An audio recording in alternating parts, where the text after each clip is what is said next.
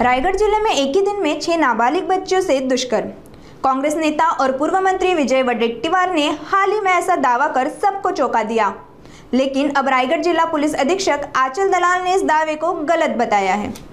आंचल दलाल के मुताबिक ये घटनाएं अलग अलग वक्त पर हुई थी, कोई एक ही दिन में रेप की वारदात नहीं घटी।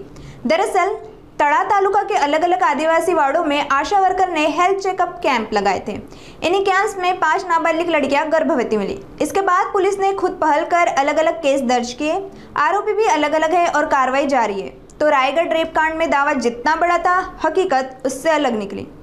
रायगड जिल्ह्यात तळा पोलीस स्टेशनची हद्दीत आशा वर्कर्सने एक हेल्थ स्क्रीनिंगचा कॅम्प घेतलेला होता, वेगवेगळी आदिवासी वाडीमध्ये जाऊन। तिथे त्यांचे 10 दिवस पूर्वी असं लक्षात आलं की 5 अल्पवयीन मुली गरोदर आहेत। त्याची रिपोर्ट त्यांनी परवा पोलीस स्टेशनला दिली होती आणि काल तळा पोलीस स्टेशनमध्ये असे गुन्हे दाखल करण्यात आलेले आहे, ज्याच्यात अल्पवयीन मुली प्रेग्नेंट आहे आणि त्यांचे लग्नही लावून गेले आहे। याविषयी तळा पोलीस स्टेशनमध्ये FIR दाखल करण्यात आलेली आहे। त्याच्यात पॉक्सो अधिनियम प्रमाणे कलम प्लस बालविवाह प्रतिबंधक कायदा जे आहे त्यानुसार FIR दाखल करण्यात आलेली आहे।